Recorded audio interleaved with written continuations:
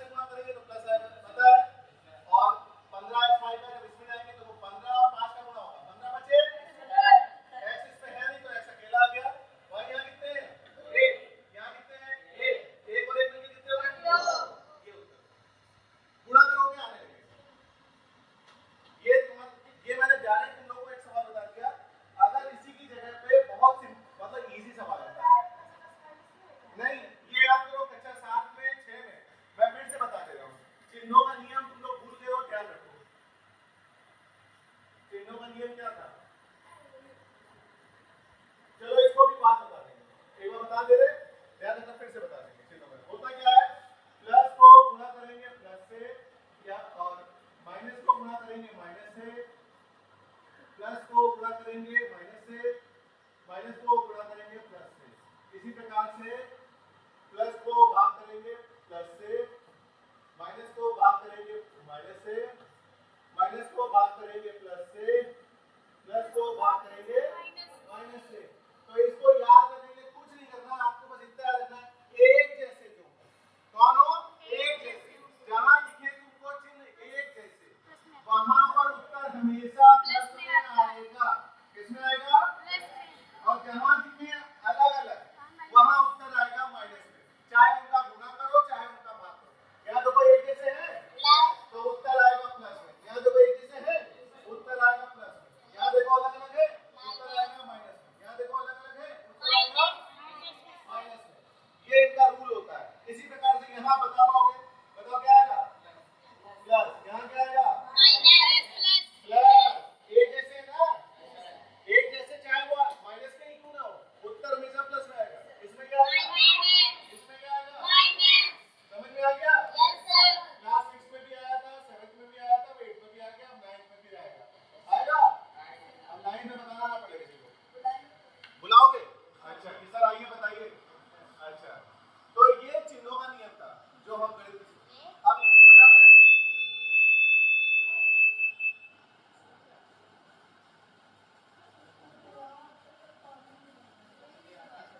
बस एक last question है ताकि अगली सर से कर बताएंगे। अभी एक क्वेश्चन, अब इसको एक आसान बता। देखो ये लिखा हुआ है x प्लस 8, हाँ x प्लस 8 की घात 3 लिखा हुआ है। क्या लिखा है? x प्लस 8 की घात 3 लिखा है। इसमें हम सर समीकरण का इस्तेमाल करेंगे, लिखेंगे सर समीकरण, बोलो भाई जो मंत्र में